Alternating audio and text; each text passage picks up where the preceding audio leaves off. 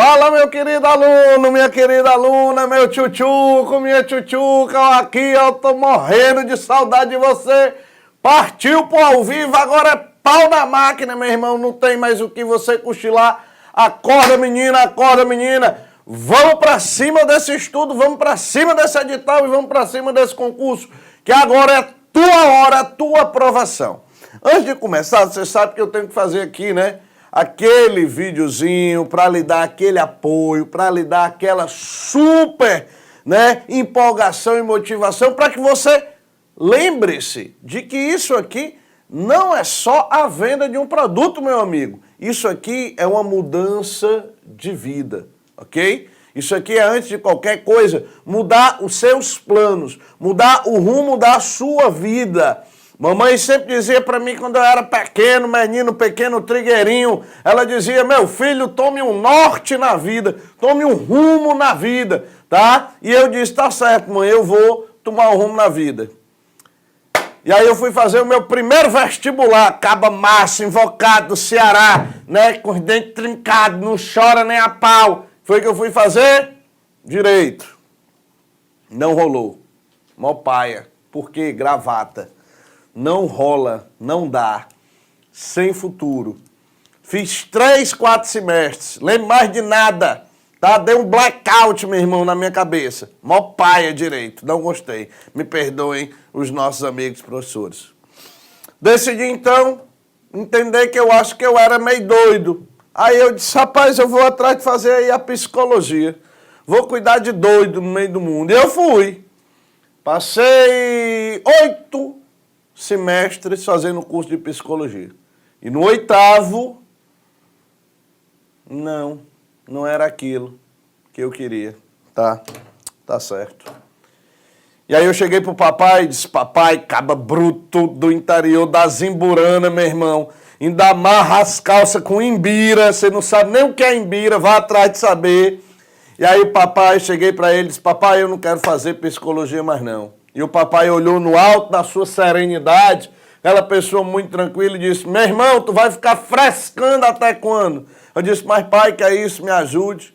E aí eu fui fazer outro vestibular. Adivinha para quê? Para geografia.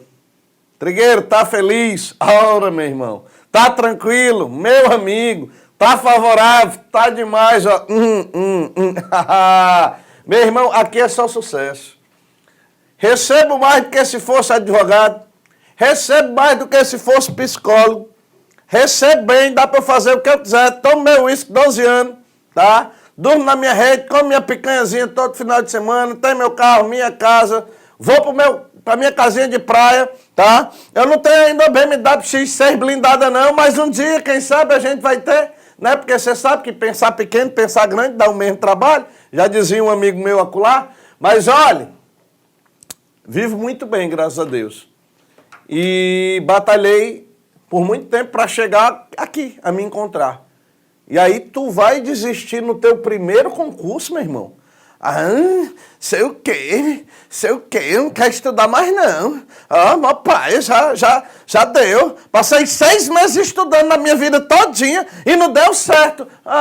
Meu amigo, aí você não vai querer nada mesmo não. Moçada, meu amigo, meu tchutchuco, minha tchutchuca, presta atenção. Concurso é uma fila. Fica na fila, camarada. Se você não ficar na fila, a fila vai andar.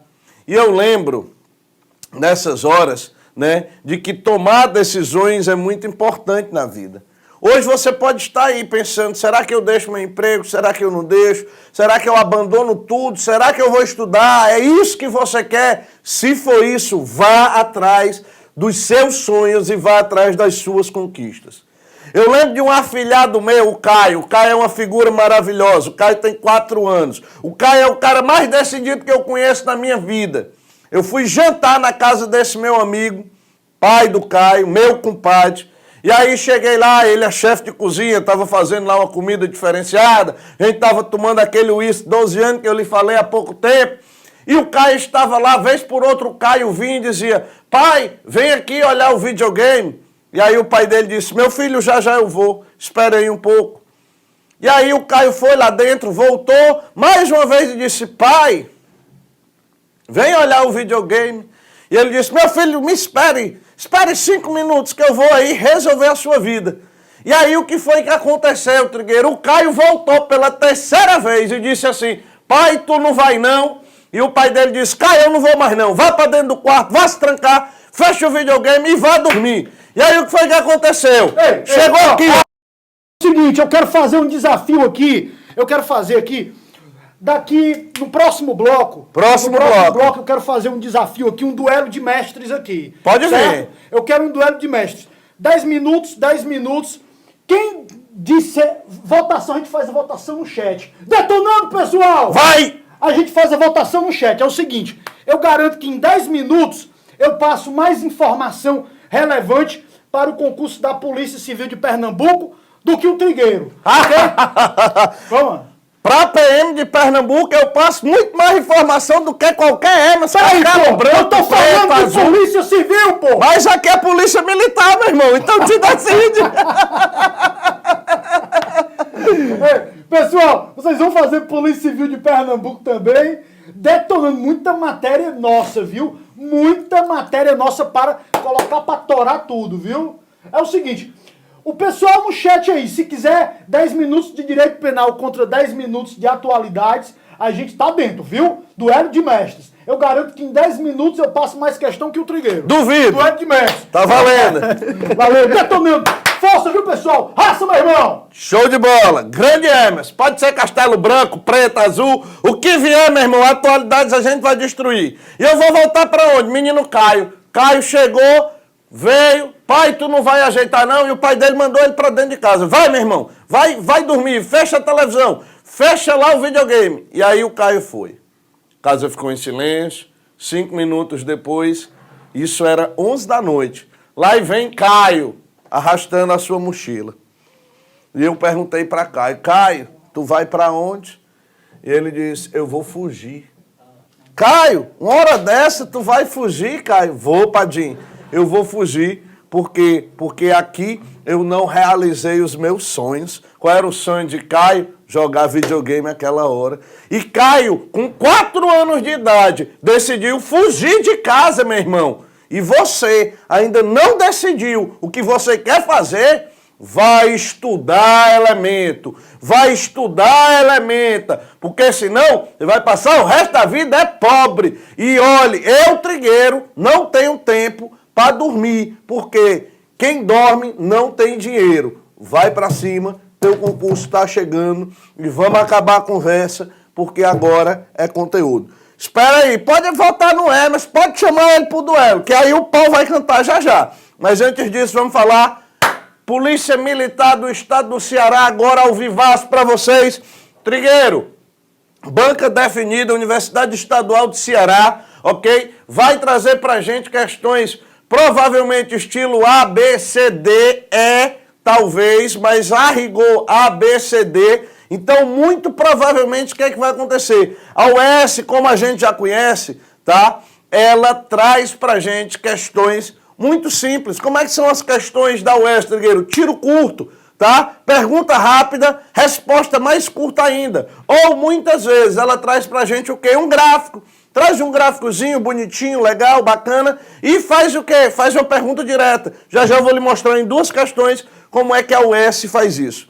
Escolhi aqui para vocês 2 temáticas para a gente trabalhar. Geografia do Brasil, UES, Polícia Militar do Estado do Ceará. Vem para cá, me acompanha. Primeiro tópico extremamente relevante, espaço agrário. Espaço agrário no Brasil, ok? Vamos para cá, espaço agrário no Brasil, tá? Um beijo aí para toda a minha monitoria linda, tá? Letícia pediu um beijo aí, ó, Lelê, beijão para você, tá? No Ao Vivaço aqui, esqueça não, vai dar certo, ok?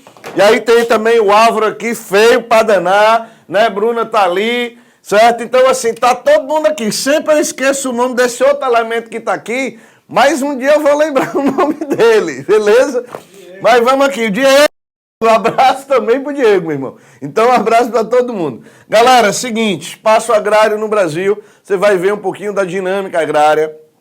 dentro do território brasileiro. E você sabe, melhor do que eu, que o Brasil tem se destacado muito no chamado agronegócio, no agrobusiness, se você preferir, né? O agrobusiness, tá? Trigueiro, agronegócio. Primeira coisa que você tem que lembrar é que para a gente ter uma atividade produtiva, eu tenho uma tríade que forma para a gente o desenvolvimento agrário de um país. E essa tríade ela é formada por três coisas: capital, ok? Trabalho, beleza?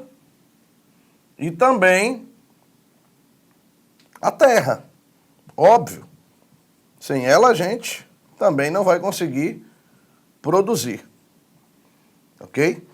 E o que é que a gente tem que pensar quando fala do espaço agrário no território brasileiro? O espaço agrário no Brasil, o agronegócio, ele tem se desenvolvido consideravelmente, tem se desenvolvido num volume assustador, sobretudo nos últimos 16, 17 anos, ok? Então eu posso dizer que a partir do ano 2000 para frente, o agronegócio começou a ser literalmente um grande negócio no cenário brasileiro, no cenário nacional. Trigueiro, isso se deve, sobretudo, a investimentos de capital, tanto interno quanto externos, fazendo com que a gente passasse a ter, dentro desse agronegócio, um maior investimento nas chamadas commodities, ok? As commodities. Trigueiro, o que é que são essas commodities? São produtos naturais que têm um altíssimo valor de mercado e que normalmente são negociados em bolsas de valores. Trigueiro, aonde é que eu vou encontrar isso no cenário brasileiro? Moçada, o que é commodity no Brasil? E aí, óbvio, tá? As commodities elas também podem ser minerais, como minério de ferro, bauxita e daí por diante. Mas nesse caso eu estou falando de produção agrícola. Então você tem como grandes commodities brasileiras a soja, ok? O milho, ok? O algodão. Que mais, Trigueiro? A gente pode falar ainda da cana-de-açúcar. A gente pode falar da laranja como uma commodity. Tá? Então você tem aí várias commodities importantíssimas dentro do cenário brasileiro. Quando eu pensar nas commodities do cenário brasileiro, eu queria que você lembrasse, né, que existem dois tipos de produção agrícola, certo? A produção agrícola, né, que é o que a gente diz aí ser permanente ou ser temporária, está aí na página 1 do seu material. Se você pegar aí o seu material, Espaço Agrário Brasileiro, você vai ver aí, ó, dois mapas, ok? Tem aí dois mapinhas. O mapa de baixo está falando sobre as culturas permanentes no Brasil. E o mapa de cima está falando das culturas permanentes. O mapa de baixo está falando das culturas temporárias, tá vendo? Imagina que você vai pegar e vai sobrepor o mapa um sobre o outro agora, ok? Então a área que você está vendo de produção permanente, ela vai complementar a área de produção temporária. Tem áreas que não vai dar para plantar mesmo. Aonde, Trigueiro? Por exemplo, na Amazônia. Por quê? Porque é floresta. Então eu tenho uma área de reserva considerável, a gente não tem a prática agrícola. Apesar disso, estão surgindo desde os anos 70 no Brasil as chamadas, anota esse termo aí que ele é importante pra caramba, fronteiras agrícolas. As fronteiras agrícolas. Trigueiro, o que é essa fronteira, tá, agrícola? Cuidado para não confundir com a área de fronteira do país, não tem absolutamente nada a ver. Fronteira é para onde as atividades estão indo. Então, se você olhar para o mapa, né, das culturas temporárias no Brasil e das culturas permanentes, você vai ver que a região sul do Brasil, por exemplo, ela é uma região que a produtividade já é muito alta. Então, Trigueiro, tem para onde a região sul expandir a sua cultura? Tem não. E aí o que aconteceu a partir dos anos 70? A galera começou a migrar, né? Começou a subir. Para onde, Trigueiro? A fronteira agrícola, região centro-oeste. Região centro-oeste. Isso a partir dos anos 70. 70, 80 barra 90, ok? E a região centro-oeste passou a ser um grande centro produtor. Então você pega, por exemplo, cidades importantes no centro-oeste, no estado do Mato Grosso. Que cidades, Trigueiro? Você pode falar de Sorriso, né, como uma das grandes áreas de produção de soja no Brasil. Você pode falar, por exemplo, da cidade de Sinop, considerada, Sinop, põe aí um asterisco, ó, a capital do Nortão gaúcho. Trigueiro, o que é isso? Capital do Nortão gaúcho, tá? Você vai em Sinop, você parece que você está no Rio Grande do Sul. Por quê, Trigueiro? A moçada que migrou para lá nos anos 70 levou as suas tradições agrícolas, levou as suas tradições culturais, levou as suas tradições econômicas. Então você vê, né, uma presença cultural muito forte da população gaúcha nessa região centro-oeste. Você vai em Sinop, tá? Você vê lá chimarrão espalhado pela cidade inteira. É verdade. Né? Na própria entrada da cidade você tem lá a Sinop, a capital do Nortão gaúcho. Então são cidades importantes. E você destaca ainda, eu gosto de destacar uma mais recente, uma cidade chamada Lucas do Rio Verde. Ok? Lucas do Rio Verde, onde a gente tem uma grande produção, por exemplo, de algodão. Então, o algodão como uma commodity extremamente importante dentro do cenário brasileiro. Trigueiro, essas fronteiras agrícolas, elas são móveis, elas estão mudando, elas estão migrando. Sim, nos anos 70, 80, 90, muita gente foi para o centro-oeste em busca disso. E para onde estão indo hoje essas novas fronteiras? A nova fronteira, tá, saiu, deixou de ser somente a região centro-oeste brasileira e passou a ser o quê, Trigueiro? A Amazônia brasileira. Então a Amazônia, tá, ela passou a ser uma nova fronteira. Isso traz um prejuízo, sem dúvida nenhuma, porque se você lembrar de uma famosa geógrafa, ou se você ouvir citar em prova uma famosa geógrafa chamada Berta Kauffmann Becker, professora Berta Becker, falecida recentemente, né? Ela vai falar bastante, quando for falar da Amazônia brasileira, tá? De um lugar chamado Arco do Desmatamento. O Arco do Desmatamento. Trigueiro, o que é esse Arco do Desmatamento? Galera, o Arco do Desmatamento é uma área que vai sair, tá? Lá de Rondônia, né? E vai se estender até onde? Até o Maranhão. Tá? E aí pega o sul do Amazonas, pega o sul do Pará e pega o norte do Mato Grosso. Isso é um dos pontos negativos, por exemplo, do agronegócio, que é a área de desmatamento ter sido ampliada para o desenvolvimento dessas lavouras. A gente tem sempre que fazer a ponderação sempre entre o que é muito importante, que é o desenvolvimento agropecuário, que é o desenvolvimento da atividade agrícola, né, que é a geração de emprego, que é a geração de renda, que é a busca de novos mercados. O Brasil está aí no mercado, né, abastecendo o mercado externo, abastecendo também o mercado interno. Isso é muito importante devido a uma elevada produtividade agrícola, tudo isso associado a grande desenvolvimento da agricultura de precisão. A agricultura de precisão é aquela onde você usa equipamentos extremamente modernos hoje. Então isso é extremamente relevante. Mas a gente tem que pensar também no lado negativo do agronegócio, que é o quê, Trigueiro?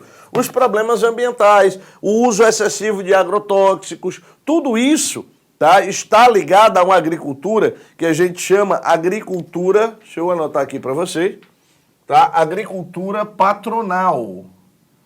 A agricultura patronal. Na contramão da agricultura patronal, a gente vai ter uma outra agricultura. Qual que é, Trigueiro? É a chamada agricultura familiar, ok? Agricultura patronal versus a agricultura familiar. E quando você pensar nas duas,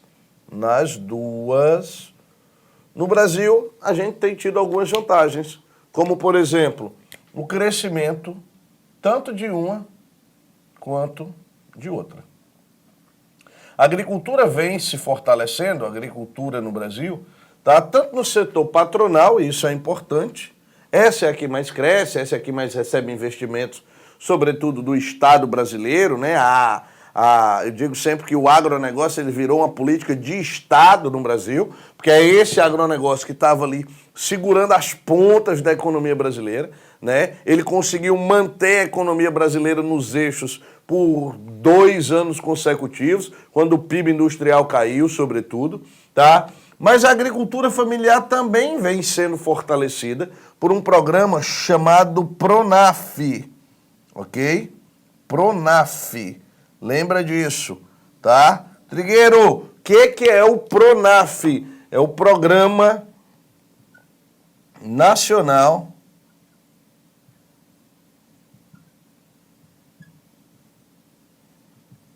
de Fortalecimento da Agricultura Familiar, tá?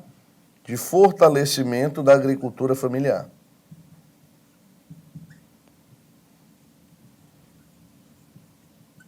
Isso é para fortalecer a economia mesmo, ok? É para fortalecer essa agricultura familiar. Programa Nacional de Apoio, né, a essa agricultura familiar. Então, isso é extremamente bacana. Por quê? Vamos dizer que nem só de agronegócio vive o Brasil, tá? A agricultura familiar, ela serve, por exemplo, para complementar a safra do agronegócio. Na realidade, hoje a gente poderia produzir muito mais, tá, se a gente tivesse um maior fortalecimento da agricultura familiar. Em alguns estados, a gente vê a contramão disso, né? A agricultura familiar está sendo fortalecida em algumas regiões do Brasil, na própria região sul já é muito forte, em algumas regiões, por exemplo, como o próprio Nordeste brasileiro, com desenvolvimento de algumas cooperativas agrícolas, Vale do São Francisco é um símbolo disso, tá? Mas em algumas outras regiões a gente vê um esfacelamento dela, como na própria região centro-oeste brasileira e na região norte do Brasil. Então isso traz prejuízos consideráveis. Quando você pensar numa agricultura familiar forte, bacana, você vai lembrar, né, que ela serve de apoio, por exemplo, à manutenção do agricultor na zona rural. Evita-se o processo de êxodo. E no Brasil o êxodo rural ele tem diminuído, tá? Ah, Trigueiro, isso se deve à agricultura familiar? Também, mas se deve ao agronegócio. O agronegócio ele conseguiu reduzir a migração, êxodo rural, campo-cidade no Brasil, em 50%. Entre o ano de 2000 e o ano, tá? Entre o ano de 2010, perdão, e o ano de 2013, aproximadamente 2 milhões de pessoas por ano saíam da zona, 4 milhões de pessoas saíam da zona rural e iam para a zona urbana. Hoje, de 2013 para cá, até 2016, esse número caiu para 2 milhões. Então, assim, você teve uma redução importantíssima, 50% de redução desse êxodo rural. Se deve a esses 2 fatores. Na contramão de outros produtos, o que a gente gosta sempre de lembrar, o Brasil é um dos maiores usuários hoje de agrotóxicos do planeta. Não esquece disso, galera. Não esquece da utilização de agrotóxicos no Brasil, tá? Bota aí um asterisco e marca que a utilização de agrotóxicos no Brasil, de todos os tipos, tá? Herbicida, pesticidas, fungicidas, homicidas, de certa forma, estão transformando o campo brasileiro. Ó, a utilização de agrotóxicos no Brasil chegou a um limite de que nós temos que ter, no mínimo, um pouco de medo. Cada um de nós usa hoje aproximadamente 5,6 litros de veneno por ano. Tá? Cada um de nós consome isso aqui por ano. E aí vai na fruta, vai na verdura, vai no alimento processado. Você acha que você só come pizza, né? Só come farinha láctea, né? Só come bolacha creme cracker. Não. Lá também tem agrotóxico, camarada. Tá? Lá é feito à base de trigo, lá é feito à base de milho. Ah, professor, eu só como besteira, eu só como xilitos. Xilitos, tá? Xilitos, né? Para você que não sabe o que diabo é isso, são os snacks. Ah, professor, os snacks eu sei, porque eu sou um cara chique, né? Salgadinho, meu irmão, né? Cheetos, fandangos, né? Ruffles, essa imundice toda. Meu amigo, aí você vai piorar um pouco mais ainda a sua situação. Porque uma boa parte dela é feita com os produtos transgênicos. Trigueiro, e transgênico faz mal? Eu não sei. Eu, Trigueiro, particularmente, não sei. Mas existem pesquisas que apontam que sim. Na contramão disso, óbvio, tem pesquisa que aponta que não também. Então, assim, entre o certo, né, e o duvidoso, entre ser bom e ser mal, eu prefiro evitar, né? E aí, Trigueiro, tu não come isso, tu não come isso, esse bucho é o quê, meu irmão? Não posso dizer não, tá? Isso aqui é um calo, ok? Trigueiro, vamos pensar então no uso de agrotóxicos, vamos. Como é que eu faço para evitar isso? Como é que eu faço para reduzir, né? Todo mundo tá rindo aqui da minha barriga, eu acho isso um absurdo, isso é bullying que estão fazendo comigo, tá? Já perdi meu pezinho, tô na minha dieta, ó, todo dia fazendo aquela caminhada de 8 minutos, né? Assim, todo dia forte, firme, vamos lá, tá? Então, assim, quando você pensa nisso, você vai pensar em quê, Trigueiro? Qual é a alternativa para consumir esses produtos com agrotóxicos? Qual seria a fuga disso, tá? Você tem a famosa agroecologia, ó, termo também bacana, a agroecologia. Agroecologia. O problema da agroecologia, né, talvez esteja na falta de certificação. Isso é um problema. Não existem, vamos dizer assim, selos, né, que apontem para a gente, que tragam para a gente uma realidade de como certificar aquilo, como garantir que aquele produto é o que a gente chama nas prateleiras de supermercado de produtos orgânicos. Aí no seu material, tá, a gente inclusive colocou uma imagem, né, de uma prateleira de supermercados, de uma rede de supermercados brasileira, mostrando isso aí para você. Então a gente tem um produto que teoricamente é para fazer menos mal, tá? Teoricamente. Por quê? Porque eu não tenho a garantia de que aquilo é um produto 100% seguro, sem agrotóxicos. E recentemente a gente teve uma reportagem de cunho nacional que mostrou algumas farsas da agroecologia, né? Em Santa Catarina, em Fortaleza, em São Paulo, em Recife, ok? A gente viu vários indivíduos alegando que eram produtores orgânicos, quando na realidade, vendendo em feiras orgânicas, o que é pior, quando na realidade os caras estavam, né, indo até as ceasas, tá? Compravam produtos lá nas ceasas e faziam o que, Trigueiro? E levavam para as frutas, para as feiras orgânicas. E chegava lá dizendo que era orgânica, a coisa mais linda do mundo, tá? Então, assim, cuidado com esse tipo de agroecologia. Isso não é interessante, ok? Mas isso é uma realidade. E uma outra falha, um outro defeito, talvez, dos produtos orgânicos é o quê? O preço. Ah, meu irmão, o preço disso, tá? Isso é caro. Trigueiro morava só, uma época dessa aí, né? E ele foi aí para um churrasco e tal, exagerou ali, né? Naquele goró, naquela cerveja, né? Comeu uma picanha meia torta. Então, no outro dia ele acordou daquele jeito, né? Do jeito que o cão gosta, como a gente diz. Acordou endemonizado, não conseguia levantar o braço para fazer nada, ressaca infeliz. Aí eu disse, rapaz, eu tenho que mudar de vida, vou comprar uma bicicleta, vou ser atleta, vou correr, vou ser garotão e tal, na praia, pá, aquela coisa toda, as gatas vão pirar e tudo mais, né? Vou comprar produtos orgânicos para consumir, aquela parada toda, ser um cara saudável, fazer exame regular. Vocês viram que porra nenhuma, né? Não deu certo nada disso, né? Foi uma merda. Mas eu tentei, não minto pra você não, tentei. Fui fazer bateria de exame e tal, só não deu problema, eu acho que no cabelo e nas unhas, mas no resto deu problema em tudo, gordura no fígado, arritmia cardíaca, tá? Triglicerídeo. Meu irmão, tava assim, eu acho que eu não duraria nem até essa Olimpíada, talvez. Tá? Então eu tava morto quase. Resultado, fui fazer isso, aí fiz exame, aquela parada toda, legal, tudo. Não, vou ter que mudar isso, vou ter que mudar aquilo, mudar a alimentação, tarararará. Decidi comprar produtos orgânicos, tá? Vou no mercadinho que tem só de produtos orgânicos. É o seguinte, tá? Eu digo sempre que liseira mata, mas agrotóxico também mata.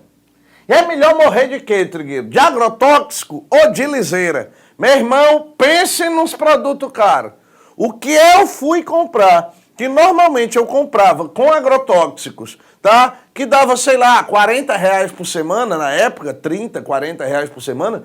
Nos produtos orgânicos, isso chegou a R$ 180. A R$ 180. Moçada, liseira mata mais ligeiro do que agrotóxico. É melhor morrer de quê, Trigueiro? De agrotóxico ou de liseira? É melhor não morrer. Mas se for para escolher, morra de agrotóxico, que ele vai matando lentamente.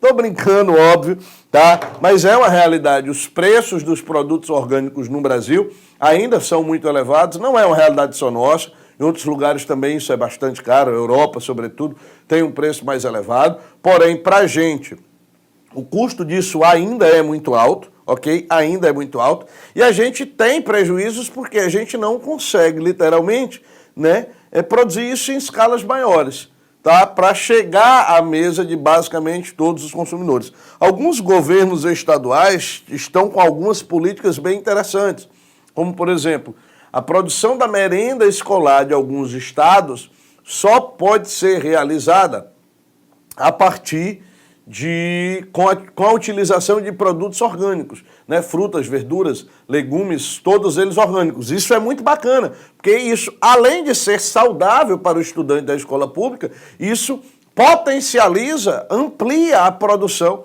do produtor ligado à agroecologia. Então isso é bacana. Esse tipo de programa, esse tipo de política pública, ele deve sim ser potencializado para que a gente possa ter aí, né, uma maior utilização dessa agricultura, dessa agroecologia no cenário brasileiro. Isso é extremamente importante, beleza?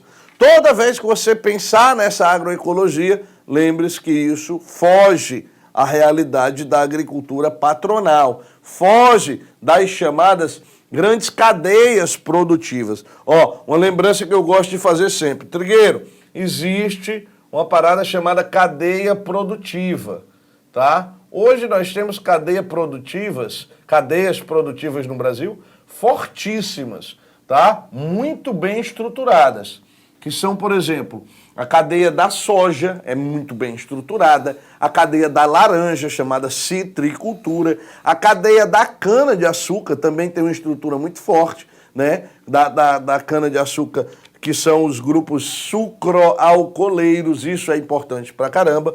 E, Trigueira, a cadeia produtiva, ela tem uma espécie de sequenciazinha, a gente até colocou aí para você no seu material. Ela começa com a produção de insumos, ok? Se estende depois da produção de insumos para o proprietário rural, ok? Para o proprietário rural. Se estende ainda, tá? Para a agroindústria. Para a agroindústria. Lembra disso, é importante. Se estende ainda, né, para os distribuidores, para distribuição. Tá? E para o consumidor final. Ok? E para o consumidor final. E tudo isso vai ser regido por quem, Trigueiro? Pelo mercado. Quem rege isso? Mercado, beleza? Mercado, ok? E o mercado. Então, isso, não tem a menor dúvida, é extremamente relevante para você entender o processo de produção e fortalecimento dessa agricultura no território brasileiro. Isso é extremamente importante para a gente entender como é que funciona a dinâmica do agronegócio. É uma parada extremamente dinâmica, é um negócio fora do comum, tá? Além da produção agrícola, destaca sem dúvida nenhuma a pecuária, tá? Pecuária bovina, pecuária suína, a avicultura no Brasil são muito fortes. O Brasil é um dos grandes produtores mundiais de carne de gado, de carne de porco, tá? De aves e daí por diante. Então, essas dicas não se esqueça, são importantes pra caramba, beleza? Trigueiro, espaço agrário brasileiro, agronegócio, essa dinâmica funcionou bacana, tá? O que é que a gente vai fazer agora com você? Eu vou querer resolver aqui com você duas questõezinhas. Pega aí o teu material, tá? E vamos dar uma olhadinha nas questões sobre o espaço agrário no Brasil. A primeira questão vai ser a questão para tecnologista júnior 1, Geografia NCE da UFRJ, tá vendo? E aí ele diz o seguinte, ó, nos últimos anos, o setor que mais contribuiu para a expansão do PIB brasileiro foi o agronegócio, foi o agrobusiness. Isso é importante pra caramba, beleza? Trigueiro, o gráfico ilustra a importância desse setor em relação a outras atividades econômicas.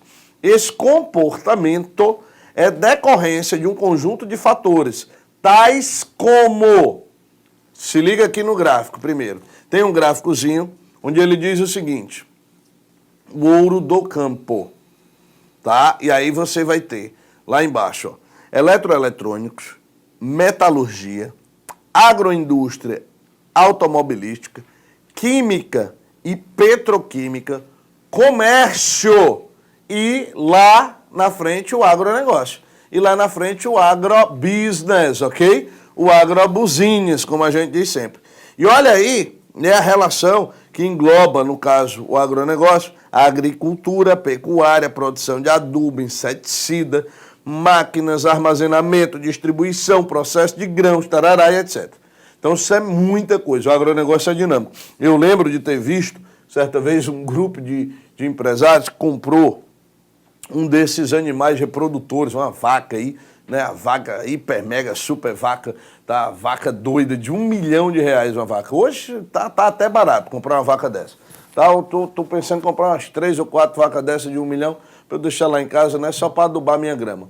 Tá? R$1 milhão numa vaca. Beleza, os caras compraram a vaca, pararam, a vaca tava lá, bonitinha. Professor, uma vaca dessa não serve pra gente tirar leite, é claro, uma vaca dessa não serve, né, pra gente matar um animal, tá? Uma vaca dessa é só pra reprodução, senão uma vaca dessa tinha que dar Yakult pra dar lucro, né, não leite, mas enfim. Resultado, a galera comprou a vaca, se liga, 4 empresários compraram essa vaca. Tava lá a vaca pastando, caiu um raio, bum, matou a vaca. Puta, pense em R$1 milhão, assim, fudeu. Não dava pra fazer mais nada com a porra dessa vaca, meu irmão. Se nem o chifre serviu mais. E aí, Trigueiro, o que é que os caras fizeram? Tiveram uma sacada fantástica. Qual é a sacada dos caras? Os caras criaram a maior empresa hoje no Brasil de seguro de animais. Seguro de animal. Os caras faturaram nada mais, nada menos do que ano passado, R$17 milhões. Segura a vaca, né? Segura o boi. Né? Segura o chifre. Rapaz, o negócio é sério. Tá? R$17 milhões. Você imagina o cara chegar com um papo desse pra mim? Pô, eu tenho uma vaca, a vaca foi 2 milhões. O cara chega lá pra mim, meu irmão, vamos fazer o seguro da tua vaca? R$20 mil. Você concorda comigo que o cara que comprou uma vaca de 2 milhões, 20 mil pra ele não é nada? Concorda, concorda? Beleza, o cara chegou lá, pá, 20 mil. O cara, não, vou fazer porra de seguro em vaca.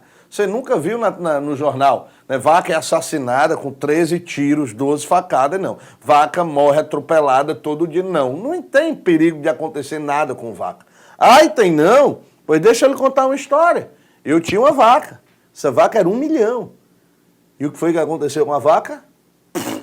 A vaca foi para o espaço. A vaca foi para o prédio. E se eu não tivesse tido a sacada que eu tive, eu tinha perdido R$1 milhão. E aí? Você vai querer que isso aconteça com a sua vaca? Você que comprou uma vaca de 2 milhões fica pensando, é melhor fazer um seguro. O que são 20 mil reais, afinal? Tá, vamos fazer o seguro da vaca. E a gente faz o seguro da vaca. Olha como é um negócio fantástico. Você imagina o seguinte, você imagina qual é a probabilidade de um raio cair numa vaca. É pequena, concorda? Beleza. Qual é a probabilidade de um raio cair numa vaca de R$1 milhão? É muito menor, concorda? E imagine isso acontecer 2 vezes. É menor ainda, meu irmão. Então é um negócio dos sonhos do cara. Agora, vai que acontece. E você é o sorteado. Então você que está aí estudando para concurso público, né, e que tem uma vaca de R$2 milhões, meu irmão, faça o seguro da sua vaca, tá? Porque isso é importante. O agronegócio é muito dinâmico. E essa dinâmica é realmente relevante para a gente. Beleza? Vamos só continuar aqui a questão. O gráfico ilustra a importância desse setor em relação a outras atividades econômicas. Esse comportamento é decorrência de um conjunto de fatores. Quais são os fatores que fizeram com que o agronegócio crescesse tanto no Brasil? Altos subsídios do governo ao setor, não tem nenhum problema.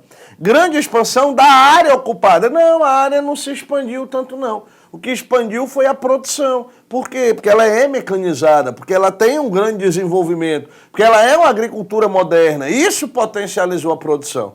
O item B diz: concentração do capital do setor em poucas empresas monopolistas internacionais. Ok, mas quando ele diz que há um descolamento do compromisso com o mercado interno, isso deixa a opção incorreta, porque o mercado interno também serve como área, né, de abastecimento do agronegócio brasileiro. Não é somente o mercado externo. Os dois mercados são importantes, sobretudo porque nos últimos anos a gente teve um aumento, né, do poder aquisitivo da população brasileira. Então você está comprando mais produtos que antigamente você não compraria. Portanto, o item B está falso. O item C diz assim, olha, a expansão do mercado interno propiciada pela urbanização e pelo controle da inflação e expansão de áreas produtivas. O controle da inflação está meio difícil da gente acreditar, não está?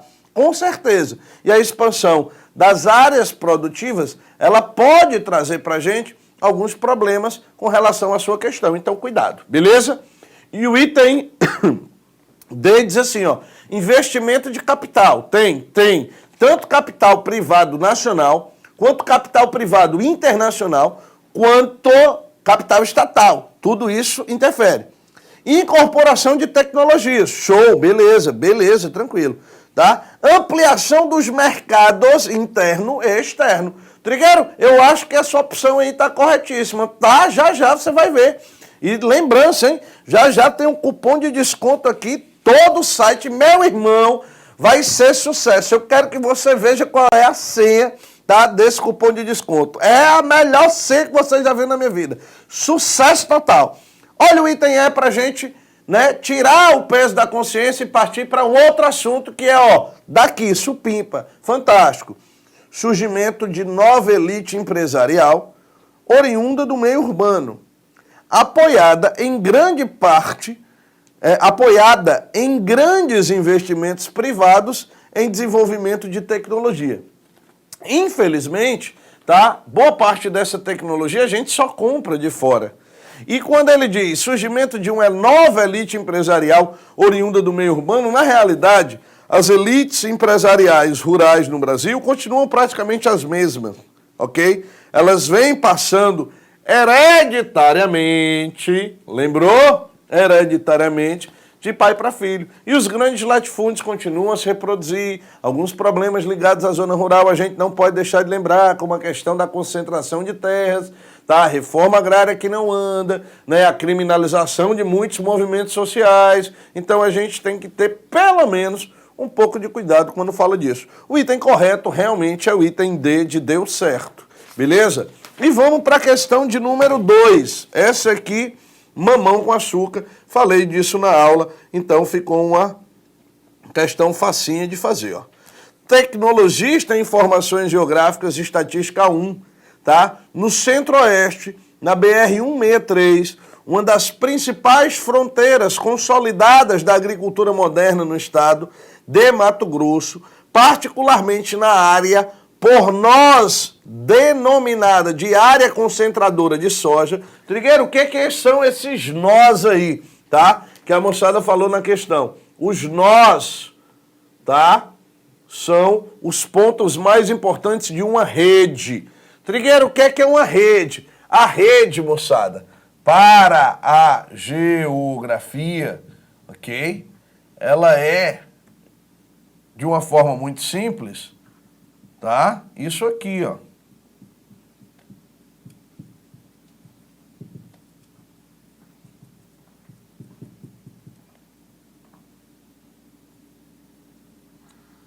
Uma rede, beleza? O que é a rede? X e Y, ok? Liguei os dois pontos. Só que você tem que ter cuidado, porque a rede, ela pode ser isso aqui também, ó. Colocando os dots de pichador, né, da GMR, galera do mundo rebelde para fora. Ou seja, uma rede pode ser isso aqui, ó. Que é isso, Trigueiro? São vários pontos que se interligam. Então existem os nós. Isso aqui é um nó da rede, tá? É o ponto onde as relações são mais densas. É o ponto onde a gente tem uma maior quantidade de informações, de pessoas, de mercadorias. Há uma circulação maior e os nós são, vamos dizer assim, os pontos de encontro desses lugares. Tranquilo? Por nós, denominada, né, na área por nós, denominada de área concentradora de soja, representada por Lucas do Rio Verde, Nova Mutum, Sorriso, Tapurá, Nova Ubiratã e Diamantino. Vem se instalando recentemente uma nova cadeia produtiva, a de carnes.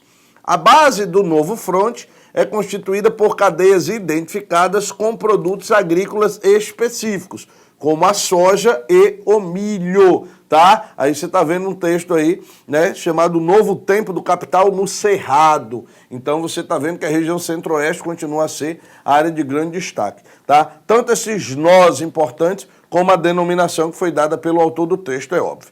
Na base desse novo fronte, a cadeia produtiva mencionada é identificada pelo cultivo agrícola de quê? Se eu fosse você, na hora de fazer uma prova, sobretudo ao estilo S, e ela perguntar qualquer coisa sobre um produto agrícola, você vai lá e taca soja. Fecha os olhos e taca o pau, meu irmão. Bota soja. Opa, Trigueiro, vamos botar soja aqui. Vixe, não tem soja. E agora? Fecha os olhos, taca o pau e bota milho. Pronto, beleza. Não tem milho. Fecha os olhos, taca o pau e bota laranja. Trigueiro também não tem laranja. Ih, sobrou o que agora? Açaí. Açaí, região centro-oeste. Açaí. Açaí é norte, galera. Açaí é norte, né? Farinhazinha, patozinho com tucupi, um açaizinho, uma serpa gelada, aquele negócio. Não dá. Café não. Café é região sudeste, apesar de a gente ter, né, o Cerrado Mineiro ali, o café do Cerrado Mineiro, como sendo um café bacana, mas, no geral, sudeste brasileiro, tá? Dendê. Dendê pro agronegócio, meu irmão, um azeitezinho, né, aquela coisa, não rola. Algodão, opa, é uma commodity. E o próximo passo, ele fala em erva mate, também não. Então, que é correto, Trigueiro? O item D de deu certo de novo.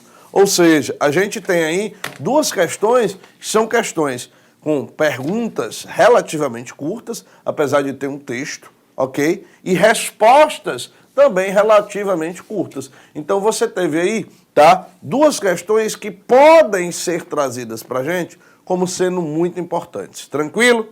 Respondida a primeira parte, tá, da nossa aula, que é espaço agrário no Brasil. Agora eu vou tocar para um segundo ponto. Trigueiro, qual vai ser o nosso segundo ponto? Qual vai ser a nossa segunda temática aqui pra gente? População brasileira, ok? Demografia.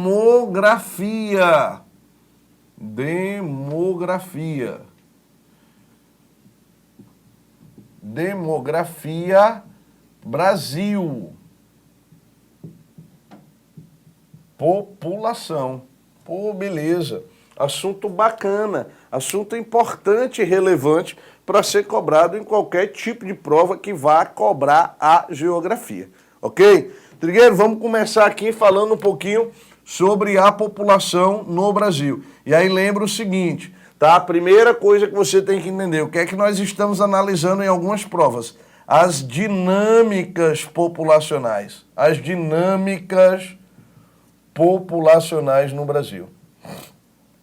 Populacionais. Ok?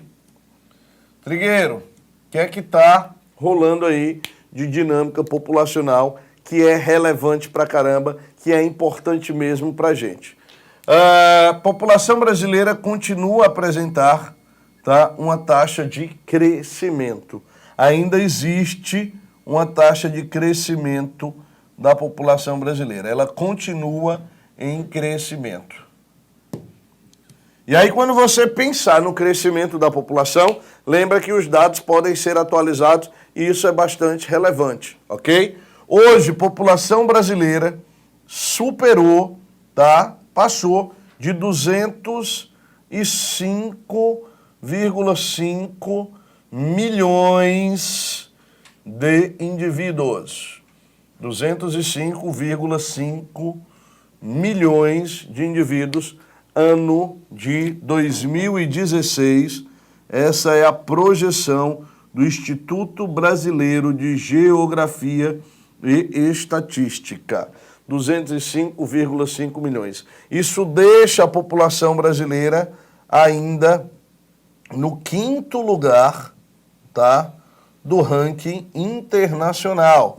A gente está atrás, e vai ficar atrás ainda, da China, da China, da Índia, dos Estados Unidos, da Indonésia, ok? Então a gente vai continuar ainda a ser a 5ª maior população do Brasil, do planeta. Trigueiro, mas o que vai acontecer lá na frente com essa população? Qual é a dinâmica que ela está tomando nos dias de hoje e o que é que a gente vai levar lá para frente dessa população? Ela vai sair do 5º lugar e provavelmente ela fecha o século 21 em 8º lugar ou 9º. Ou 9º. Professor, mas espera ainda. Tu não acabou de dizer que a população brasileira está em crescimento? Ok. E como é que ela vai sair do 5º para o 8º se ela continua a crescer? Tem gente que cresce mais do que a gente. Então lembra de uma coisa, tá? O nosso ritmo de crescimento,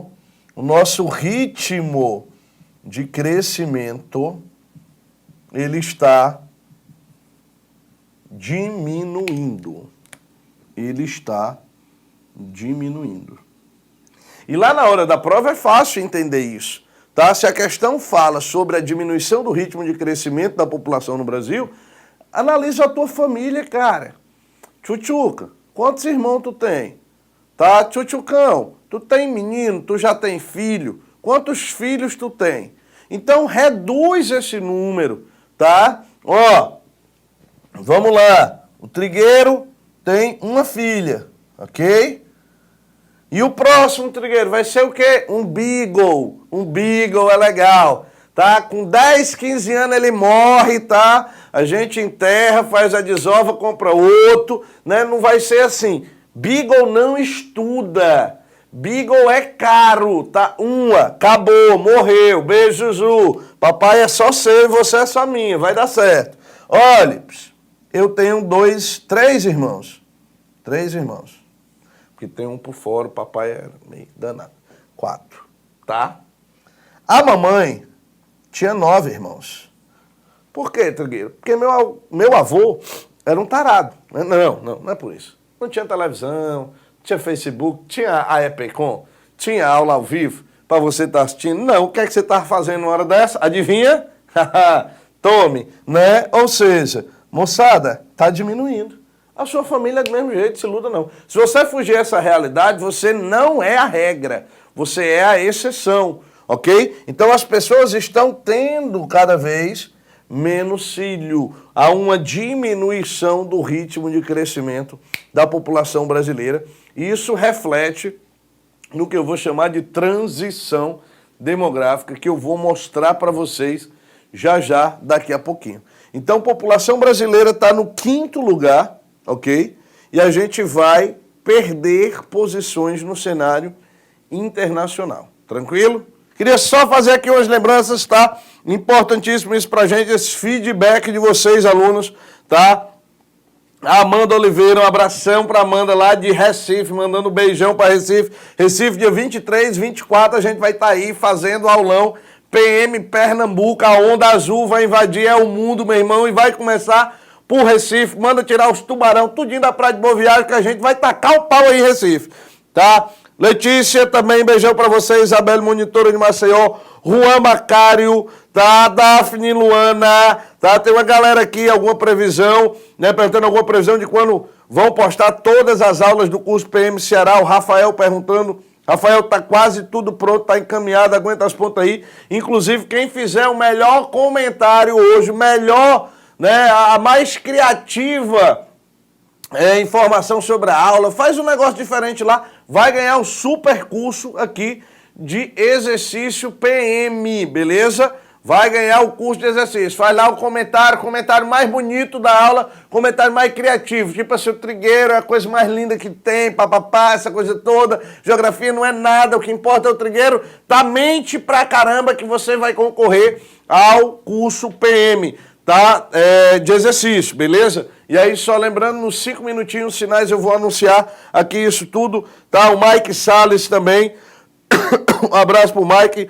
Enfim, tem uma galera aqui curtindo, né, o nosso ao vivão aqui. Ítalo 30, cupom de desconto para você entrar no site, comprar qualquer produto com 30% de desconto. Os caras colocaram a minha idade aí, subiram 2 anos e tal, mas era para ser Ítalo 28 mesmo. Então, assim, sucesso. Pau na máquina, estava falando de quê, Trigueiro? População brasileira. E a gente já mostrou para você o crescimento dessa população. Trigueiro, o que é que eu vou querer saber? Aonde está essa população? Aonde está localizada essa população? Eu falei já da população absoluta no Brasil, ok? Essa população absoluta, 205 milhões. E aonde está essa população? Aonde é que ela está distribuída? A nossa densidade demográfica, pela primeira vez, densidade demográfica, pela primeira vez, tá? Pela primeira vez, ela superou, lembra disso, é informação importante, os 24 habitantes. Hoje, 24,13 habitantes por quilômetro quadrado. Lembrando que isso é a mesma coisa que a população relativa do Brasil. Tá? Densidade demográfica, população relativa, mesma coisa.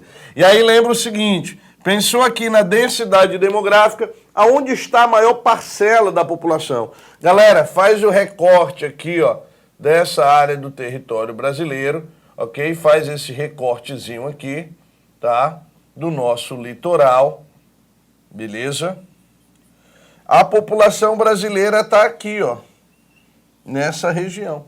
Está concentradíssima nesse litoral, numa faixa que eu digo sempre, normalmente não passa dos 200 quilômetros. Mas a gente poderia usar os primeiros 50 quilômetros como referência para alocar essa população aqui, certo?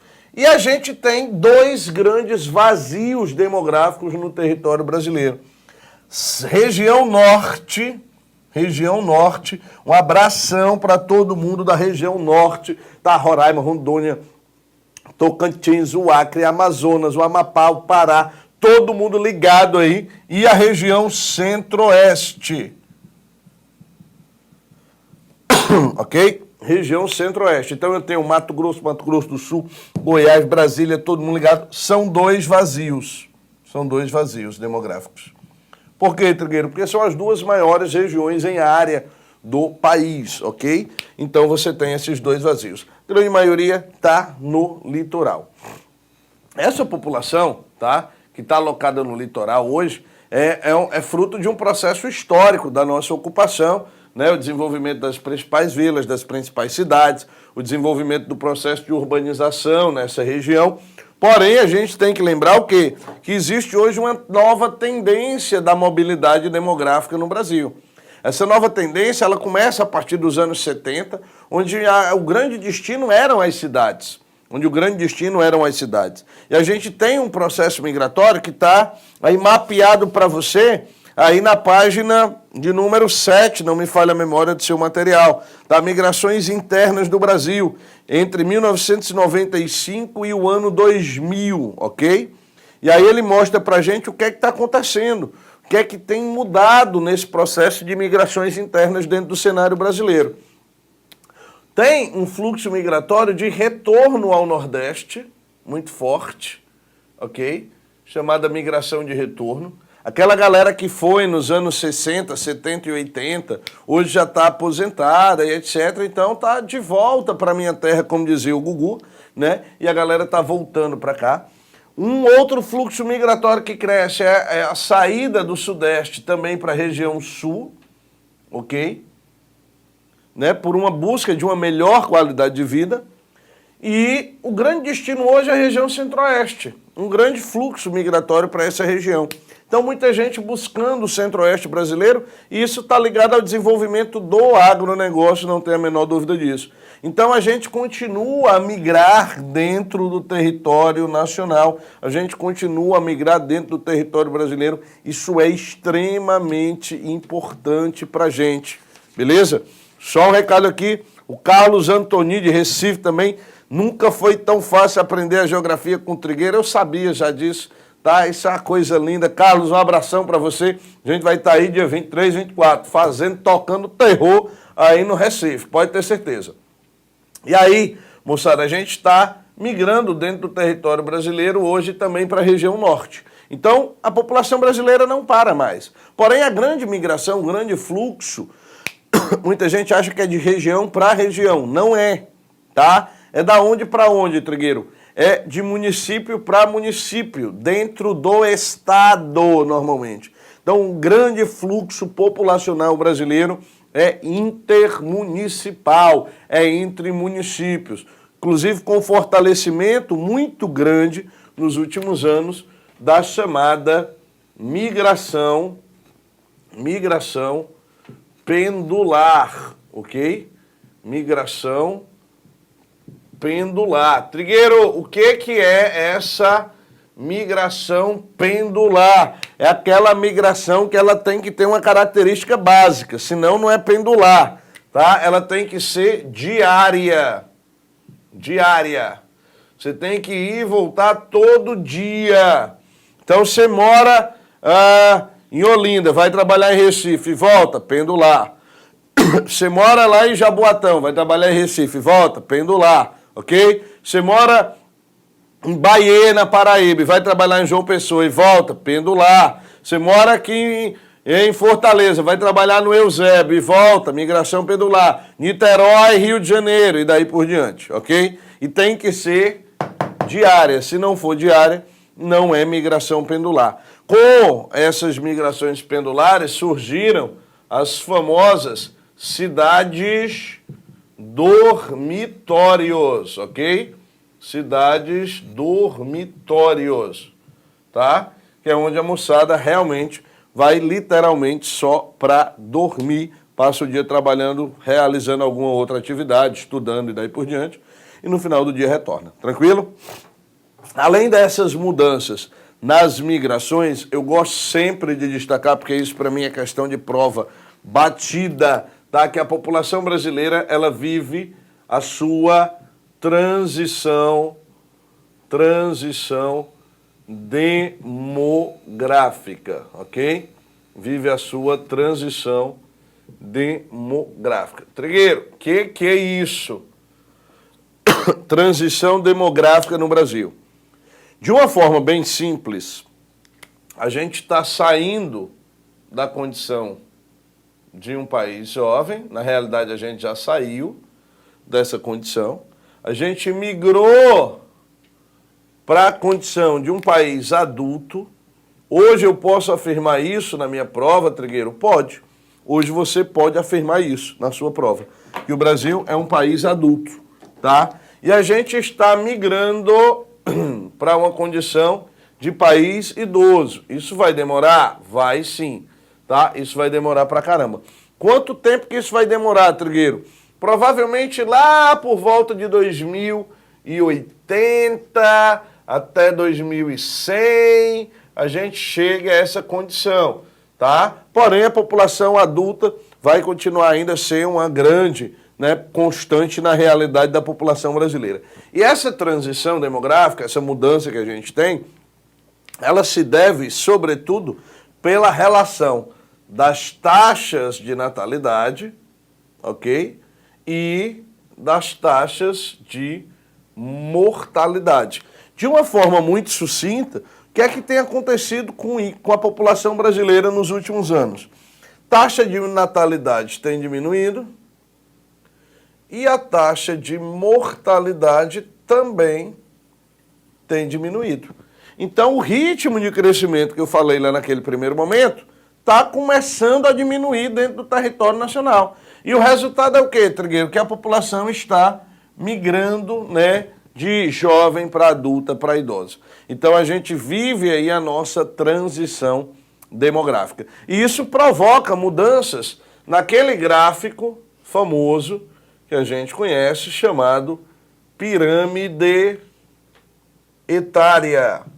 As pirâmides etárias, ok? A população brasileira, representada pela pirâmide, que tinha uma base larga, tá? E tinha realmente o formato de pirâmide, ela está mudando.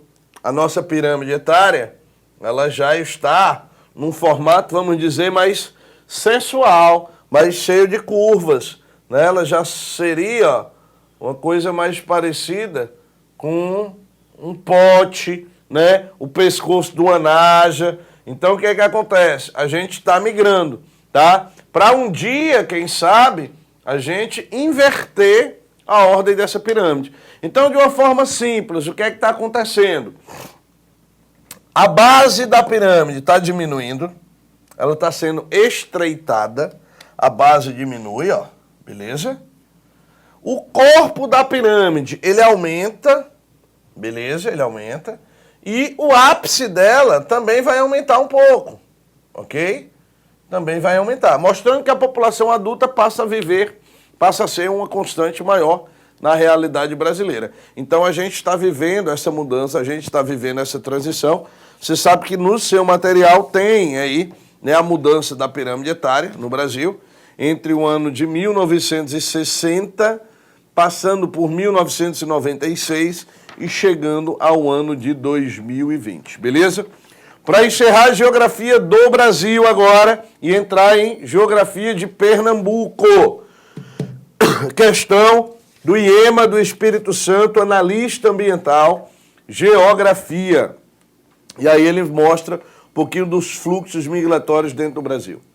O panorama geral dos fluxos migratórios entre os estados brasileiros nos períodos 1970 a 80, 81 a 90 e 91 até o ano 2000 revela várias modificações. Esses fluxos migratórios tiveram como pano de fundo o avanço generalizado da urbanização do país, com a substituição de migrações rurais urbanas pelas urbanas e com o recente fenômeno da migração de retorno aos locais de origem. A gente falou disso para você há pouquíssimo tempo.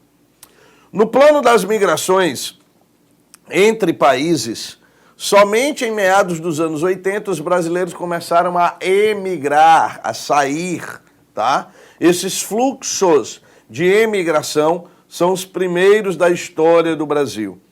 Os dados da divulgação sobre a migração da população brasileira ainda são muito imprecisos, mas o Ministério das Relações Exteriores estima que 1,9 milhão de brasileiros, mais de 1% do total de 170 milhões, vivem fora do país natal, do seu país natal. E aí, óbvio, tá? Você está pegando um texto onde a população brasileira ainda tinha 170 milhões. Trigueiro pode pegar um texto mais velho e colocar numa prova nova, ele pode fazer o que ele quiser, tá? Então, a questão em si, ela é atual, porém o texto é antigo. Então, cuidado com isso. Tendo o texto acima, tá? Como referência inicial, julgue os itens que se seguem. E aí a gente mudou aí para um certo ou errado, uma coisa mais estilo CESP, já que a gente não tem na PM, né, Ceará, uma definição da forma da prova. Tá? Não tem um edital pronto, tem banca escolhida só. Mas no caso, ela pode alterar para um certo ou errado, nada impede. Não é o comum, mas nada impede. Então, para abarcar tudo, para você se sentir completamente, né, realizado, né, meu tchutchucão, eu trouxe para você tudo que eu precisava para fazer você feliz. Tendo o texto acima como referência inicial, julgue os itens que se seguem. O item 1 diz assim: as migrações brasileiras até a década de 1970 ocorreram basicamente para as cidades, como consequência do desenvolvimento econômico das áreas urbanas do país. Tem algum erro? Não, tudo certo. Normalmente a gente migrava para as zonas urbanas, campo, cidade, o item está correto. O item 2 diz assim: a modernização do campo ocorrida na região Nordeste na metade do século passado, galera, metade do século passado, modernização no Nordeste. Calma, vamos devagar, o item está errado. Hoje a gente só tem pontos isolados de modernização, o que dirá na metade do século XX. Então o item está errado, ok? O item 3 diz: os fluxos migratórios desencadeados a partir das redes sociais, apoio de parentes e amigos, ainda desempenham papel fundamental para a migração de São Paulo e do Rio de Janeiro. Com certeza, tá? O fluxo migratório de indivíduos para São Paulo, para o Rio de Janeiro, ainda é um fluxo considerável, apesar de que São Paulo vem perdendo, né, em relação à entrada de imigrantes. Nos últimos anos ela chegou a perder algo em torno de 10, 12% da entrada de imigrantes, comparado aos anos anteriores, mas sem dúvida nenhuma é ainda um grande destino, tá? Sobretudo dessas novas atividades, de atividades modernas, né, ligadas ao desenvolvimento tecnológico, que não tem a menor dúvida disso. Lá é o berço da coisa, é o berço, vamos dizer, da civilização, é onde a gente realmente tem um desenvolvimento tecnológico muito mais acentuado, né? Um abraço para o meu amigo Cocão, tá? Que está aí em São Paulo, foi para São Paulo, o cara é fotógrafo desenrolado, faz moda, fashion, não sei o quê, tá? Tira foto para Vogue, o Diaba 4, o bicho é invocado mesmo, tá? Então, um abraço, Cocão, para tu. Questão 4, questão 3 correta, questão 4. O estado do Espírito Santo manteve densidade populacional baixa até a década de 90 e incremento migratório receptivo negativo durante todos aqueles anos. Galera, pensa no Espírito Santo. Você está vendo? Né? O pai, o filho, não, que bosta de piada, professor. Tá? Pensa aí no Espírito Santo. O Espírito Santo é um território de grandes ou de pequenas proporções. Trigueiro, visualizando aqui o mapa, tá ali o Espírito Santo, né? Sul da Bahia, tá ali Minas Gerais, tarará, o Espírito Santo é pequenininho. É assim. Moçada, quanto menor o estado, maior a densidade demográfica, maior a densidade populacional. Então, é uma questão básica, não tem nada do outro mundo aqui não. É só botar a cabeça para funcionar, elemento e elementa. Vamos lá, Trigueiro, e olha aqui, ó, uma dica que é importante. Quando ele diz assim: o estado do Espírito Santo manteve densidade populacional baixa até a década de 90. Tá, professor, não tem obrigação de saber. Tem. Tá? Mas, enfim, faz de conta que tu não sabe. E ele diz assim: incremento migratório receptivo negativo durante todos os anos da década de 90. Poxa vida, é uma generalização. Então, cuidado com essas generalizações. Normalmente, isso aparece como erro de prova, tá?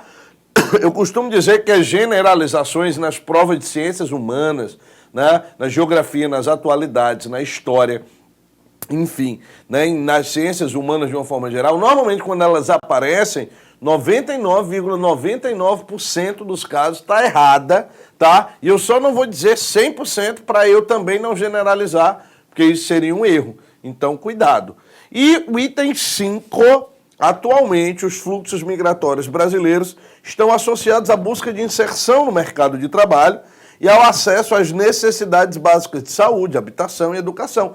Se você pegar essa última linha aí, você pode resumir tudo em uma palavra, né, em duas palavrinhas: qualidade de vida.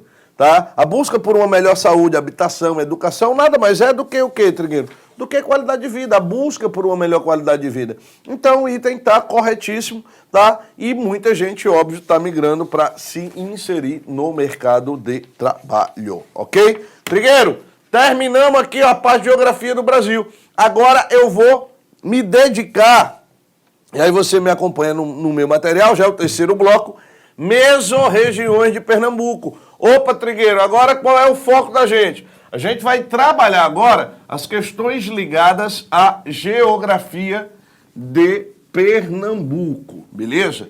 E aí, a primeira grande discussão é, Trigueiro, mesorregiões de Pernambuco. Cuidado por um detalhe básico, tá? Me acompanha aqui. Quando você falar em mesorregiões, médias regiões, tá, de Pernambuco, você que aí já sabe, a sua banca, né, é o pessoal da IAUPE, né, ou a IAUP, que vai fazer a sua prova, Instituição de Apoio à Universidade de Pernambuco, tá? Lembra o seguinte, vou já te mostrar uma questão de como eles podem confundir um pouquinho a tua cabeça. Falou em mesorregiões, óbvio, a gente sabe que existem as mesorregiões do IBGE, né? Com áreas médias de território, com atividades econômicas afins, comuns, etc. e tal. Mas a prova pode cobrar as mesorregiões, ó, fisiográficas de Pernambuco. Fisiográficas, tá? Que trabalham mesmo a questão natural do território, ok? E a gente tem o que eu gosto de chamar de mesorregiões de desenvolvimento ou mesorregiões do IBGE. Pode aparecer também assim lá na tua prova. Então deixa eu te dar uma super dica, tá? Essa aqui, ó, é para você especial que vai fazer PM Pernambuco, tá? Não vacila. Apareceu mesorregiões na tua prova. Limpo e seco. Ele não disse quais das duas são. Apareceu só o termo mesorregiões, ele vai estar falando dessas aqui, ó. Que são quantas, Trigueiro? São 5 mesorregiões de Pernambuco. 5. Você tem Zona da Mata, ok? Zona da Mata. Você tem a RMR, a região metropolitana do Recife, tá? Lembrando, né, que o estado de Pernambuco tem uma região metropolitana só. Você tem o Agreste, você tem o Sertão, ok? E você tem o Sertão do São Francisco. Sertão do São Francisco. Tranquilo? Beleza? Moçada, além disso, você vai ter as 3 regiões fisiográficas. E aí você vai ter a Zona da Mata, ok? A Zona da Mata. Você vai ter o Agreste. E você vai ter o Sertão. Então eu estou aí com vocês com as duas formas de entender a concepção de mesorregião. Tanto as mesorregiões fisiográficas como as mesorregiões de desenvolvimento do estado de Pernambuco. De uma forma bem simples, como é que vai funcionar isso aí, tá? Vou tentar aqui, ó, mostrar para você no mapinha como é que isso aí vai funcionar, tá? Vamos dizer que o Trigueiro não é lá um grande desenhista, mas dá pra gente ir testando aqui algumas coisas. Beleza, opa, caiu aqui, tá? Deu o pezinho, beleza, tranquilo, ótimo. Aqui está o território pernambucano, beleza? De uma forma muito simples, o que é que a gente pode fazer? A gente pode fazer isso aqui, ó. Pegar essa área litorânea, tá? E fazer isso aqui, ó. Essa área que está ligada aqui ao litoral pernambucano, tá? ela tem duas áreas importantes, certo? A primeira, ela toda, tá? Que é a zona da mata, e você vai ter a RMR, beleza? Região Metropolitana do Recife, tranquilo? Vou entrar mais um pouquinho no continente, tá? Eu vou chegar aqui, ó, né? E eu vou passar um tracinho aqui e vou chegar aqui, ó, ao Agreste. Beleza? Chegamos no Agreste. Trigueiro, vou chegar aqui no interior e vou, ó, dividir o sertão pernambucano em dois. Eu gosto sempre de lembrar para os meus alunos que eu posso dividir o sertão pernambucano. Eu gosto de dividir o sertão pernambucano, sertão do norte e sertão do sul, tá? Mas você pode chamar o quê? Você chama de sertão, né? Você vai chamar aqui de sertão. Beleza? E abaixo, o sertão do São Francisco. Beleza? Do Velho Chico, ok? Inclusive, voltou à cena, né, nacional, tá? Sendo alvo aí de reportagens importantes, própria, né? Novela traz uma variável nova aí do que é o Rio São Francisco, do que é a área de médio e submédio de São Francisco. Então, vale a pena a gente destacar isso aí. Uma condição que eu gosto sempre de lembrar para você, se você olhar aí no mapinha, tá, das mesorregiões, na página 2 desse seu material, é que ele mostra pra gente que do litoral para o interior, às vezes as mesorregiões elas vão aumentando de tamanho, elas vão ganhando dimensão. Então você tem uma zona da mata menorzinha, junto com a região metropolitana, o Agreste já é um pouco maior, e o Grande Sertão. Portanto, você está vendo que o Sertão é a área que mais ocupa território dentro de Pernambuco, ok? O Agreste é a segunda área, a zona da mata é a área de menor expressividade, está localizada ali aonde, Trigueiro? Lá no nosso litoral. O que é que você tem que lembrar de cara? Falou de litoral, falou de zona da mata, moçada. É um Nordeste já completamente diferente da ideia de Nordeste que se tem muitas vezes. Porque quando eu pergunto, tá, pensa aí no Nordeste, você tá lá no Sul, Letícia, você tá lá em Cascavel, tá lá no Paraná, pensa aí, o que é o Nordeste na tua cabeça, tá? Aí você vai pensar logo, pô, o que é que você pensa? A área é seca, tá? Todo mundo tá lá morrendo de fome, cabeça chata, né? Não chove nada, absolutamente nada. Então só tem essa imagem de sertão. Quando não é a imagem da praia, do caranguejo, né? Daquele negócio, daquele turismo, aquela coisa toda. Calma, existem nordestes completamente diferentes. E Pernambuco, eu digo sempre, existem Pernambucos. Ok? Você lembra de uma novela? Olha, você é novo, você não vai lembrar. Chamada Senhora do Destino. Lembra? Nazaré era ruim, meu irmão. Nazaré demoníaca. Nazaré roubou a menina da Maria do Carmo. Meu irmão, pra ela achar essa menina, só achou lá no finalzinho da novela.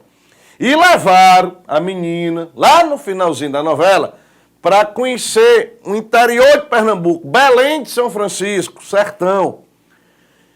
E assustadoramente, né, engraçada, a novela mostra no sertão de Pernambuco, o pessoal dançando frevo, ó, os mamulengos gigantes, tá, aquele negócio todo. Nada a ver, meu irmão, tem nada a ver.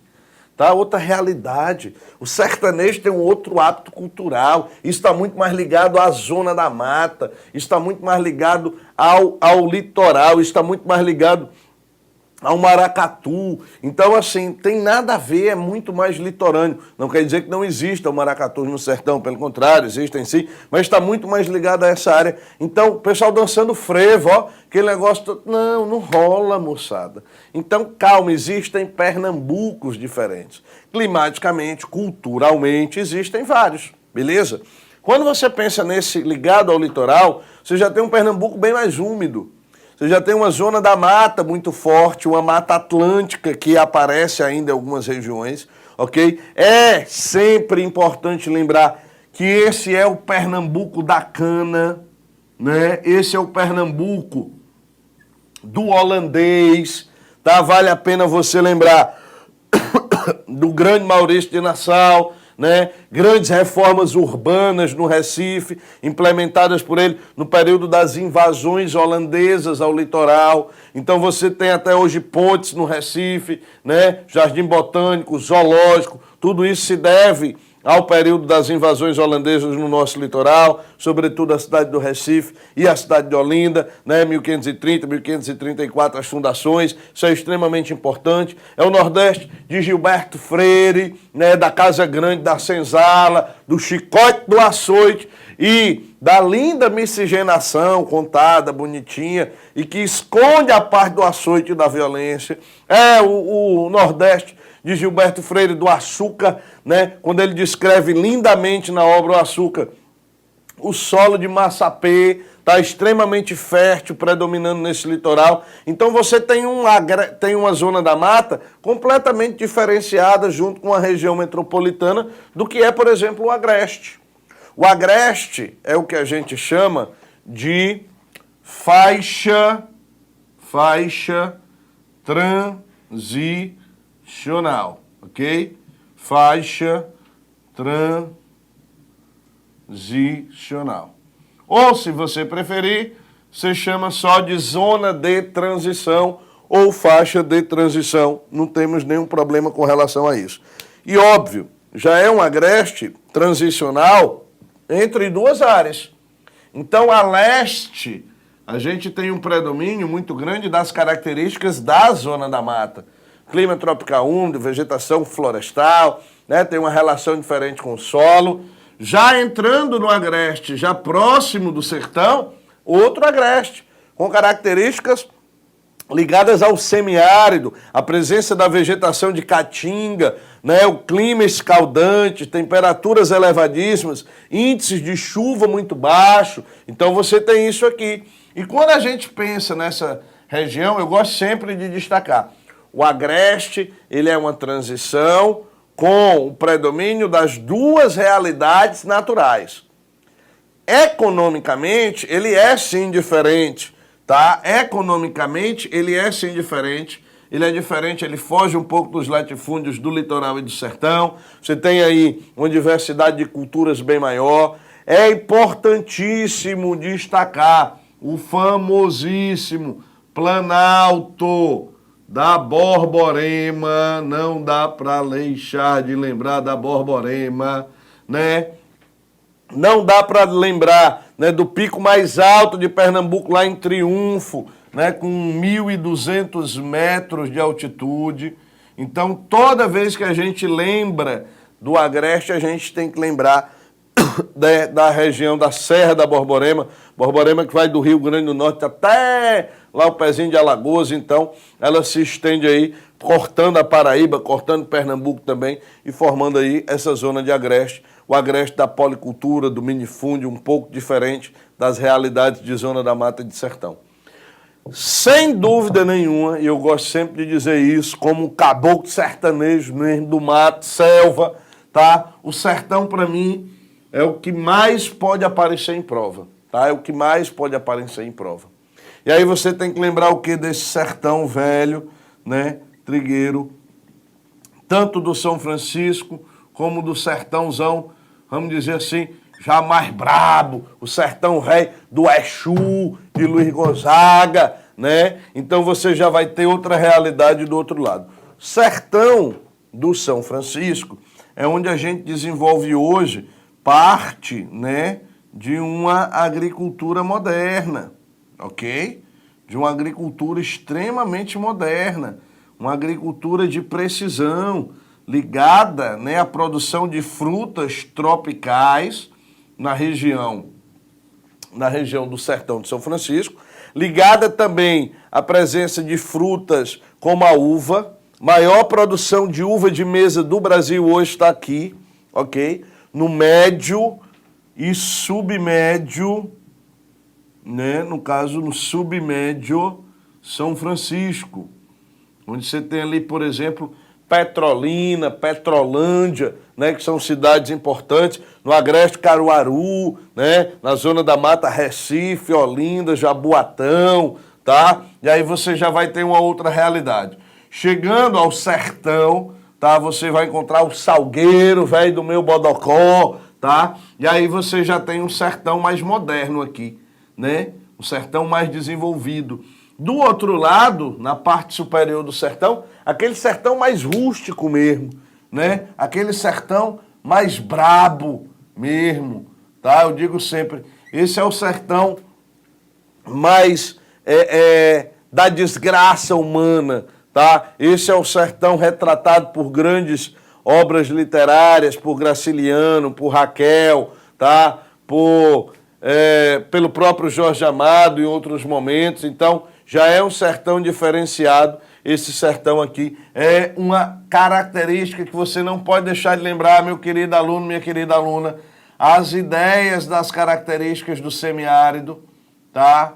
Clima semiárido, extremamente importante quando a gente fala de prova, tá? Não se iluda, clima, vegetação cai lá na tua prova, certo? Clima semiárido, e aí você destaca índices de chuva, índices pluviométricos baixos, normalmente abaixo de 800 milímetros por ano, normalmente abaixo disso. E você destaca ainda que você tem médias térmicas bem elevadas, tá? Normalmente acima de 26 graus, sertão sempre cai. Um problema ambiental que você não pode deixar de lembrar quando fala do sertão é esse aqui, ó. Note isso aqui, ó, dica, super dica para você especial, tá? O processo de desertificação. O processo de desertificação. Cara, isso cai muito em prova, muito. Fica essa super dica aqui, ó, que a cidade de Cabrobó, em Pernambuco, é um dos grandes focos de desertificação do território brasileiro, é um dos grandes focos de desertificação do Nordeste, tá? E você tem isso como sendo fruto de quê, Trigueiro? A desertificação, ela é fruto de uma ação que a gente chama de antrópica. Antrópica. Ou seja, a desertificação é provocada pelo homem, tá? E aí, óbvio, elementos naturais vão ter que interagir para que ela possa ocorrer. Então, só tem desertificação, de acordo com a Organização das Nações Unidas.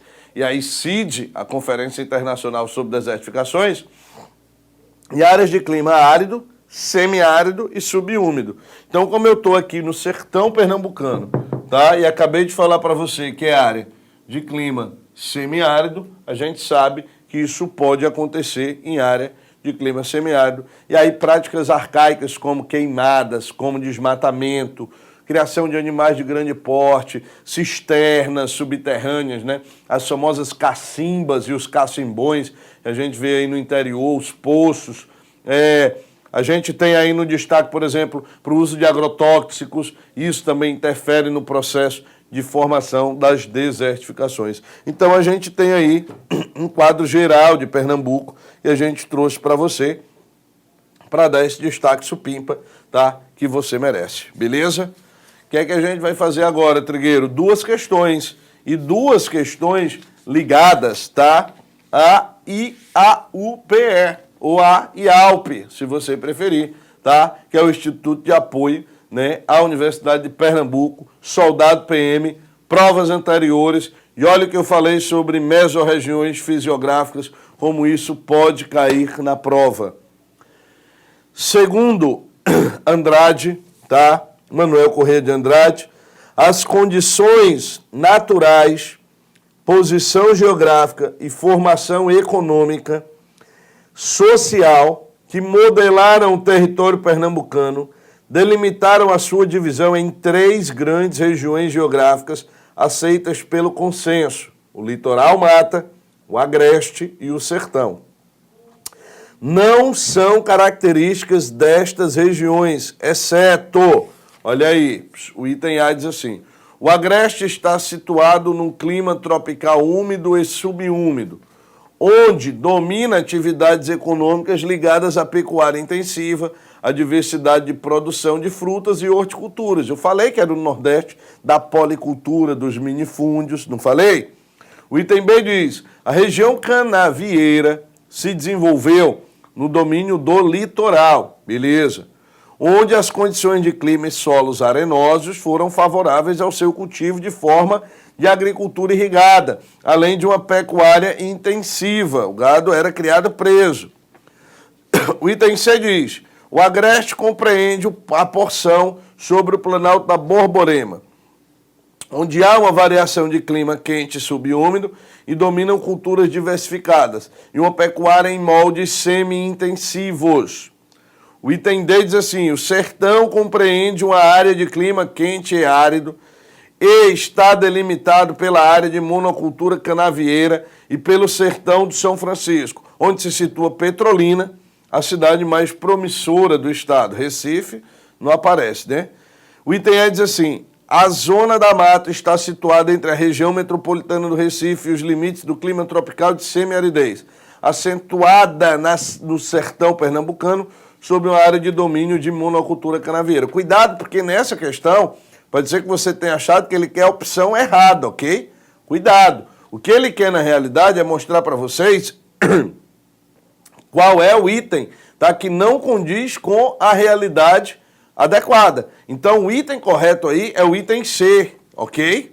O item C fala sobre o Agreste, compreendendo uma porção sobre o Planalto da Borborema, onde há essa variação de clima quente, subúmido, tá?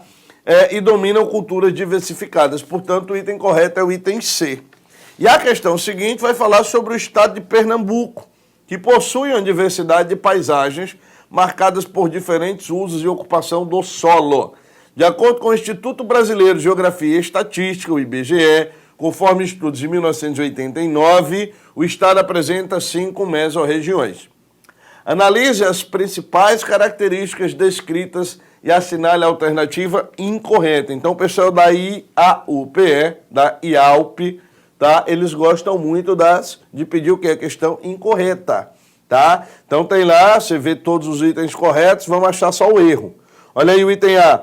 A mesorregião do sertão pernambucano localiza-se no centro-norte do território pernambucano e tem como relevo marcante Chapada do Araripe, que faz divisa entre o Ceará e o Piauí, além de Pernambuco, é claro, além da exploração mineral da gipsita, onde se destaca o polo gesseiro pernambucano, com produção industrial de gesso e cimento para exportação. Nenhum erro, tudo tranquilo, beleza, tranquilo, ó, e favorável. B, a mesorregião do sertão pernambucano do São Francisco, localiza-se no sertão central do semiárido pernambucano, onde ocorre a maioria das usinas hidrelétricas, duas grandes barragens, as obras de transposição ou integração de bacias hidrográficas e um moderno polo de frutas irrigadas. Lembrando, né, a gente tem aqui ó, a bacia, tá, 3 bacias, a bacia do Brígida, tá, a bacia do Garças e a bacia do Pontal, por onde vai passar literalmente a transposição e integração de São Francisco, e vai entrar aqui ó, no estado do Ceará. Não dá para pegar isso tudo, eu sei, tá? Meu câmera é foda, mas enfim, ele não consegue fazer mágica, tá? Mas o Ceará tá em cima, Chapada do Araripe, ó, divide essas duas áreas, beleza? Tranquilo? O item B também não tem nenhum problema. Trigueiro, olha aí o item C, mesorregião do Agreste pernambucano, localiza-se em uma área de transição entre o litoral e o sertão. Destaca-se por apresentar uma paisagem de brejos, área de interesse turístico e uma atividade agropecuária diversificada, gado, policultura. Galera, turismo. Onde é que a gente faz turismo no Nordeste? Você faz turismo em serra no Nordeste? Não faz. Ah, eu vou pegar um friozinho na serra do Nordeste. Quem faz turismo em serra do Nordeste é nordestino. Eu digo sempre isso, tá? Que próximo à cidade de Fortaleza tem uma serra chamada Guaramiranga. Tá? E aí a gente, quando está querendo pegar um friozinho, a gente sai de Fortaleza e vai para Guaramiranga. Então a gente sai de uma temperatura que à noite em Fortaleza é de 26 graus, 25, 26 graus, aí a gente vai para pegar um friozinho lá em Guaramiranga. Lá está de 19 e 20. Então isso é frio pra gente, tá? Quem faz turismo no Agreste, quem faz turismo no sertão, normalmente é nordestino. Então o turismo realmente ele está ligado aonde? O turismo nordestino ele é um turismo de praia. Ele está ligado à praia, ele está ligado a sol, ele está ligado à cerveja gelada, ao caranguejozinho, um baião de 2 réis com a macaxeira. Ele está ligado a isso. Trigueiro, então esse item está incorreto. Vamos fazer o seguinte, vamos ver as outras opções, vamos ver se elas estão corretas. Mesorregião da Mata Pernambucana. Localiza-se no litoral oriental do estado. Uma região quente e úmida que historicamente foi e continua sendo ocupada pela monocultura da cana-de-açúcar, com grandes propriedades agrícolas, concentração de renda e vários problemas sociais crônicos. Basta a gente andar pelo Recife para perceber várias palafitas, vários bairros pobres, tá? Os manguezais citados pelo grande Josué de Castro já de longa data. Então, tudo isso é muito relevante. E o item diz o seguinte, mesorregião metropolitana do Recife é uma região fortemente urbanizada, e sua importância a nível nacional vem desde os tempos coloniais, em virtude da atividade açucareira. Pernambuco foi o estado mais rico do Brasil durante 2 séculos, séculos XVI e XVII. Recife era o centro principal da economia desse país. Destaca-se por possuir uma intensa atividade comercial, polo médico, de informática e industrial, atualmente com mega investimentos, como o complexo industrial e portuário de Suape, o grande centro e a refinaria de Abreu e Lima. O item também é correto. Realmente, a opção falsa é a opção C, de certeza na tua aprovação. Eu vou chorar, tá? A gente tá chegando no fim, ok? Mas eu separei aqui para você 2 momentos que eu gosto sempre de lembrar para mostrar como a gente está aqui e como a gente confia em você, ok? Tem aqui um pequeno texto que eu gosto sempre de ler para todos os meus alunos antes dos desafios passageiros da vida deles. Qual é o desafio passageiro, Trigueiro? É a prova. E a tua prova está chegando. Então, presta atenção, que saiba que a equipe inteira aqui, tá? Do câmera, os monitores, o professor, a coordenação, tio Natan, a galera de fora, todo mundo aqui está torcendo por você. E quando eu lembro que eu estou torcendo por você, eu lembro de um texto fantástico, tá? Que chama-se A Torcida, já eu digo de quem é. É um pouquinho grande, mas vai ser só justamente para lhe lembrar que a gente torce por você. E mesmo antes de nascer, já tinha alguém torcendo por você. Tinha gente que torcia para você ser menino, tinha gente que torcia para você ser menina, torciam para você puxar a beleza da mãe, o bom humor e a sabedoria do pai, estavam torcendo para você nascer perfeito.